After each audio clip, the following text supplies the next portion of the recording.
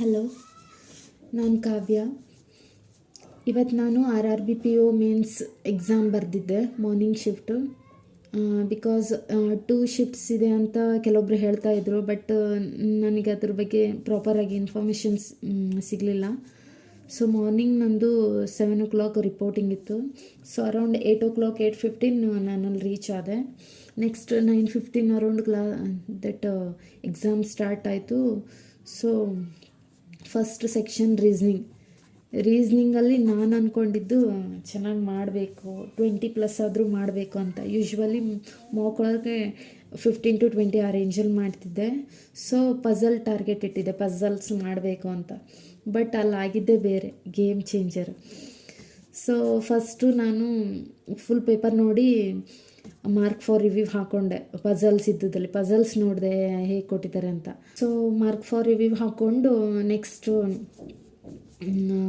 First blood ರಿಲೇಷನ್ಗೆ ಬಂದೆ. ನಾನು blood relation usually ನಾನು ಫಸ್ಟಿಗೆ ಮಾಡಲ್ಲ, ಬಟ್ ಪ್ರಿಲಿಮ್ಸಲ್ಲಿ ಮಾಡಲ್ಲ, ಲಾಸ್ಟಿಗೆ ಮಾಡ್ತಿದ್ದೆ. ಬಟ್ ಮೇನ್ಸ್ ಅಲ್ವಾ, ಸೊ ಸಿಂಬಾಲ್ಸ್ ಏನು ಕೊಟ್ಟಿಲ್ಲ ಅಂತ ಡೈರೆಕ್ಟ್ ಮಾಡ್ಲಿಕ್ಕೆ ಹೋದೆ. ಬಟ್ ಯೂಶ್ವಲಿ ನಾನು ಸ್ಟಕ್ ಆಗ್ತೀನಿ ಅನ್ನೋದು ಮುಂಚೆನೇ ಮೈಂಡಲ್ಲಿರೋದಕ್ಕೇನೋ ಅದು ಬಂದಿಲ್ಲ ನನಗೆ. ಭಾಳ ಏನು ಮಾಡಬೇಕಂತ ಗೊತ್ತಾಗಲಿಲ್ಲ. 2 ಪಾಸಿಬಿಲಿಟೀಸ್ ನೋಡಿದೆ, ಬಟ್ ಬಂದಿಲ್ಲ, ಸ್ಕಿಪ್ ಮಾಡಿ ಹೋದೆ. So 8 things something puzzle try ಮಾಡಿದೆ. ಪಝಲ್ಸಲ್ಲಿ ಲಾಸ್ಟ್ಗೆ ಒಂದು 7 5 6 ಮೇ ಬಿ 5 6th ಇದಕ್ಕೆ ಪಾಸಿಬಿಲಿಟಿಗೆ ಬಂತು ನಂದು. ಇನ್ನೇನು ಬಿಡಬೇಕು ನಾನು ಆ ಪಝಲ್ಲು, ಅಂದರೆ ಮಾಡಲೇಬೇಕು ಅನ್ನೋದು ಇತ್ತು. ಬಟ್ ಇದೇನು ಬರ್ತಾನೆ ಇಲ್ಲ ಅನ್ನೋ ಥರ ಅನ್ನಿಸ್ತು. ಬಟ್ ಓಕೆ, ಕಡೆಗೆ ಬಂತು. ಲಾಸ್ಟಿಗೆ ಡೌನ್ ಸೈಡಿಂದ ಒಂದು ಸತಿ ಟ್ರೈ ಮಾಡಿದೆ. ಸೊ ಫಸ್ಟೆಲ್ಲ ಅಪ್ ಸೈಡಿಂದ ಮಾಡ್ಕೊತ ಬಂದಿದ್ದೆ, 8th ಪೊಸಿಷನ್ 7 6 ಹಾಗೆ ಮಾಡ್ಕೊತ ಬಂದಿದ್ದೆ. ಸೊ ಕಡೆಗೆ ಕೆಳಗಿಂದ ಟ್ರೈ ಮಾಡಿದೆ, ಬಂತು. ನೆಕ್ಸ್ಟ್ ನೋಡಿದೆ ಕ್ಯೂ ಪೊಸಿಷನ್ ಎಲ್ಲಿ ಅಂತ ಒಂದು ಹಿಂಟ್ ಮಿಸ್ ಮಾಡಿಬಿಟ್ಟಿದ್ದೀನಿ. ಎರಡು ಪ್ಲೇಸು ಇದು ಬರ್ತಾಯಿದೆ, ಬ್ಲ್ಯಾಂಕ್ ಬರ್ತಾಯಿದೆ, ಯಾಕೆ ಅಂತ ಗೊತ್ತಾಗ್ತಿಲ್ಲ. ಕಡೆಗೆ ಒಂದು ಹಿಂಟ್ ಮಿಸ್ ಮಾಡಿದೆ. ಸೊ ಅದು ಹಾಕಿದೆ, ಬಂತು. ಹಬ್ಬ ಅಂತ ಏನೋ ಒಂಥರ ಸ್ಯಾಟಿಸ್ಫ್ಯಾಕ್ಷನ್, ಒಂದು ಪಝಲ್ ಮಾಡಿದೆ ಅಲ್ಲ ಅನ್ನೋ ಒಂದು ಸ್ಯಾಟಿಸ್ಫ್ಯಾಕ್ಷನ್. ನೆಕ್ಸ್ಟು ಮುಂದೋಗಿ ಇನ್ನೊಂದು ಪಝಲ್ ಚೂಸ್ ಮಾಡಿದೆ, ಡೆಸಿಗ್ನೇಷನ್ ಪಝಲ್ಲು. ಅದು ಡಬಲ್ ಡೇಟಾ ಕೊಟ್ಬಿಟ್ಟಿದ್ರು. ನಾನು ಸಿಂಗಲ್ ಡೇಟಾ ಅಂತ ಟ್ರೈ ಮಾಡ್ಲಿಕ್ಕೆ ಹೋಗಿದ್ದೆ. ಸೊ ಓಕೆ, ಇದೇನು ಆಗೋದಿಲ್ಲ ಅಂತ ಗೊತ್ತಾಯಿತು. ಸ್ಕಿಪ್ ಮಾಡಿ ಮಿಸ್ಲೇನಿಯಸ್ಸಿಗೆ ಬಂದೆ. ಮಿಸ್ಲೇನಿಯಸ್ಸಲ್ಲಿ ಸಿಲಾಕ್ಸ್ ಮಾಡಿದೆ, ಮತ್ತು 2 ಸ್ಟೇಟ್ಮೆಂಟ್ ಬೇಸ್ಡ್ ಪಝಲ್ಸ್ ಇತ್ತು, ಅದು ಮಾಡಿದೆ. ಅದು ಮಾಡಿಕೊಂಡು ಮತ್ತು ತಿರ್ಗಾ ಬ್ಲಡ್ ರಿಲೇಷನಿಗೆ ಬಂದೆ. ಬ್ಲಡ್ ರಿಲೇಷನ್ ಮಾಡಲೇಬೇಕು ಅಂತ.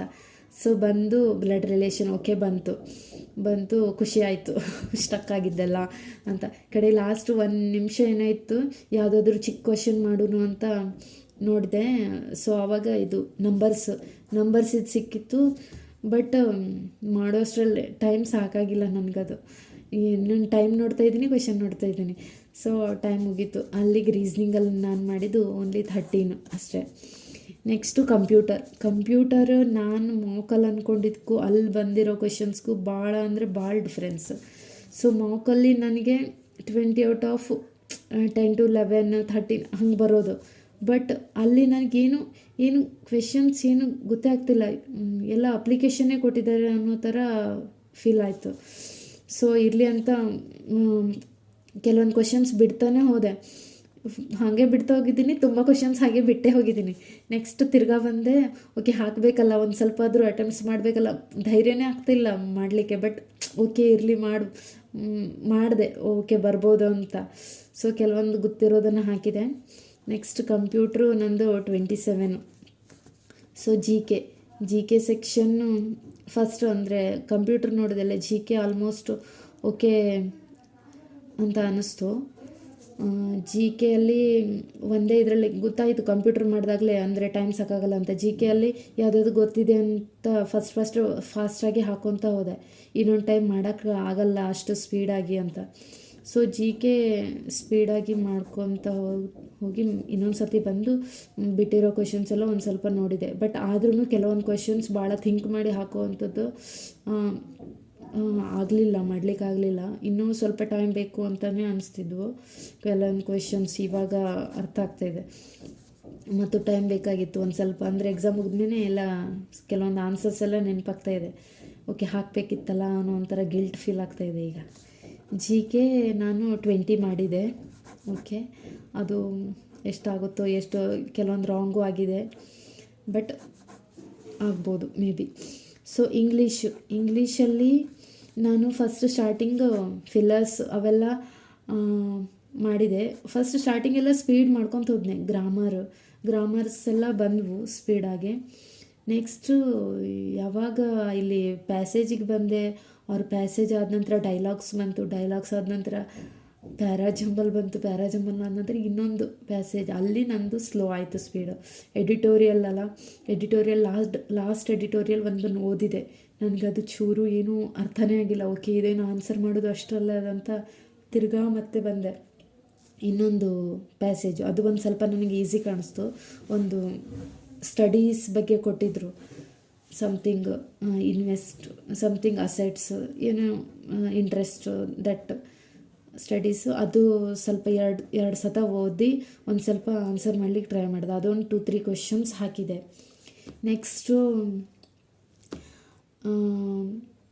ಪ್ಯಾರಾಜಂಬಲ್ ಹಾಕಬೇಕಂತ ಲಾಸ್ಟಿಗೆ ಇಟ್ಕೊಂಡಿದ್ದು, ಬಟ್ ಲಾಸ್ಟ್ ತನಕ ಆಗಿಲ್ಲ, ಅದು ಟೈಮ್ ಸಿಗಲಿಲ್ಲ.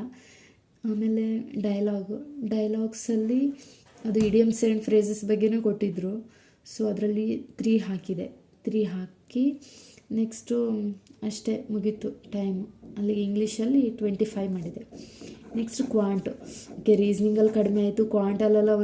ಕ್ವಾಂಟಲ್ಲಾದರೂ ಕೆಲವೊಂದು ಕರೆಕ್ಟ್ ಮಾಡ್ಕೊಳ್ಳೋನು ಅಂತ ಅಂದ್ಕೊಂಡಿದ್ರೆ, ಫಸ್ಟು ನಾನು ಫಸ್ಟ್ ಡಿ ಐ ಸರ್ಚ್ ಮಾಡಿದ್ದೆ. ಡಿ ಐ ಈಸಿ ಕೊಟ್ಟಿದ್ದಾರಾ ಏನೋ ಅಂತ. ಓಕೆ, ಡಿ ಐ ಮಾಡೋ ಥರನೇ ಕೊಟ್ಟಿದ್ದರು, ಬಟ್ ನನಗೆ ಒನ್ ಡಿ ಐ ಬಂತು. ಪೈ ಚಾರ್ಟ್ ಡಿ ಐ ನಾನು ಮಾಡಿದೆ ಫುಲ್ಲು. ಬಟ್ ನೆಕ್ಸ್ಟು ಇದರಲ್ಲಿ ನಂಬರ್ ಸೀರೀಸಲ್ಲಿ 1 ಕ್ವೆಶನ್ಸ್ ಬಿಟ್ಟೆ, 4 ಮಾಡಿದೆ.